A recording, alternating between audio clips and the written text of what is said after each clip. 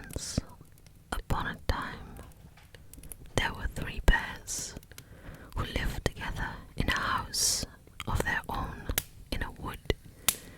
One of them was a little wee bear, and one was a middle-sized bear, and the other was a great big bear.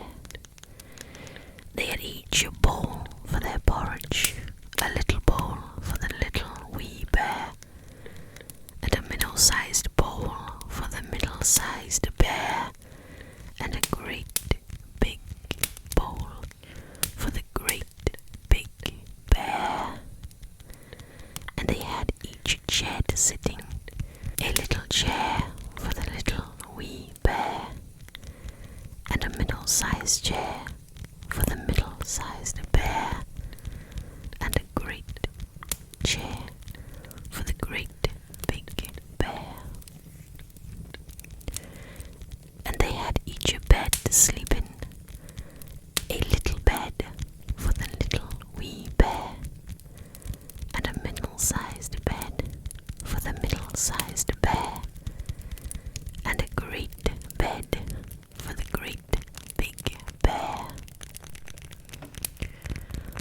One day, after they had made the porridge for breakfast and poured it into their porridge bowls, they walked out into the wood while the porridge was cooling, that they might not burn their mouths by beginning too soon, for they were polite, well-brought-up bears.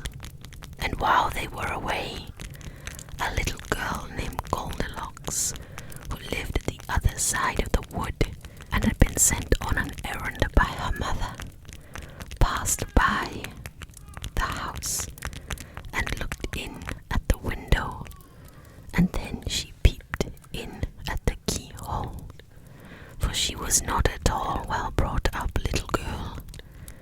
Then, seeing nobody in the house, she lifted the latch. The door was not fastened because the bears were good bears, who did nobody any harm and never suspected that anybody would harm them.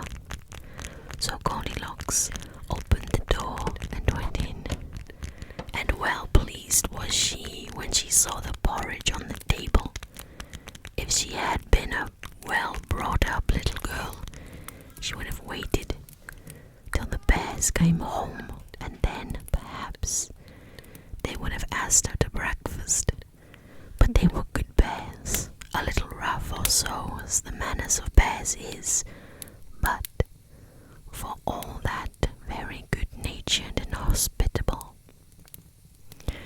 But she was an impudent, rude little girl, and so she set about helping herself. First, she tasted the porridge of the great big bear, and that was too hot for her. Next, she tasted the porridge of the middle-sized bear, but that was too cold for her. And then she went to the porridge of the little wee bear and tasted it, and that was neither too hot nor too cold, but just right. And she liked it so well that she ate it all up, every bit. Then Goldilocks, who was tired, for she had been catching butterflies instead of running on her errand, sat down in the chair of the great big bear. But that was too hard for her. And then she sat down in a chair of the middle-sized bear, but that was too soft for her.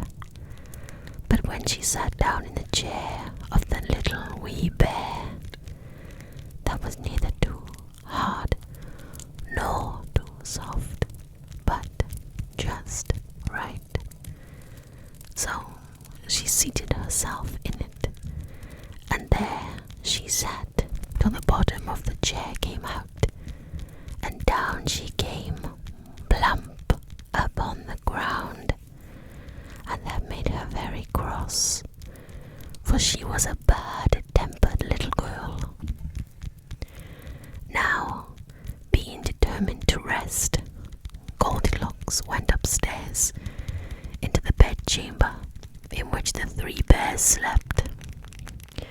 And first she lay down upon the bed of the great big bear, but that was too high at the head for her. And next she lay down upon the bed of the middle-sized bear, and that was too high at the foot for her. And then she lay down upon the bed of the little wee bear, and that was neither too high at the head nor at the foot, but just right. So she covered herself up comfortably and lay there till she fell fast asleep. By this time, the three bears thought their porridge would be cool enough for them to eat it properly. So they came home to breakfast. Now careless Goldilocks had left the spoon of the great big bear standing in his porridge. "Somebody has been at my porridge," said the great big bear in his great rough voice. Then the middle-sized bear looked at his porridge and saw the spoon was standing in it too. "Somebody has been at my porridge," said the middle-sized bear in his middle-sized voice. And then the little wee bear looked at his, and there was the spoon in the porridge bowl, but the porridge was all gone. "Somebody has been at my porridge and has eaten it all up," said the little wee bear in his little wee voice. Upon this, the three bears, seeing that someone had entered their house and had eaten up the little wee bear's breakfast, began to look about them. Now the careless Goldilocks had not put the hard cushion straight when she rose from the chair of the great big bear. "Somebody has been sitting in my chair," said the great big bear in his great rough, gruff voice, and the careless Goldilocks had squatted down the soft cushion of the middle-sized bear. "Somebody has been sitting in my chair," said the middle-sized bear in his middle-sized voice. "And somebody has been sitting in my chair and has sat the bottom through," said the little wee bear in his little wee voice. Then the three bears thought they had better make further search in case it was a burglar. So they went upstairs into their bedchamber. Now Goldilocks had pulled the pillow of the great big bear out of its place. "Somebody has been lying in my bed," said the great big bear in his great rough, gruff voice.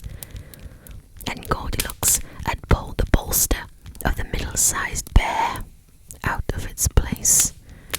"Somebody has been lying in my bed," said the middle-sized bear in his middle-sized voice.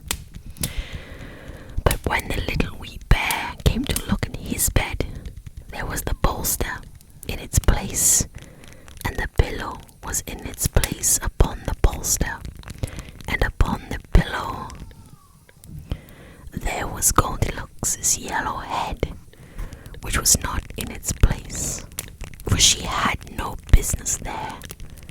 "Somebody has been lying in my bed, and there she still is," said the little wee bear in his little wee voice. Now Goldilocks had heard in her sleep the great rough, gruff voice of the great big bear, but she was so fast asleep that it was no more to her than the roaring of wind or the rumbling of thunder, and she had heard the middle-sized voice of the middle-sized bear, but it was only as if she had heard someone speaking in a dream. But when she heard the little wee voice of the little wee bear, it was so sharp and so shrill that it awakened her at once, up and startled. And when she saw the 3 bears on one side of the bed, she tumbled herself out at the other and ran to the window.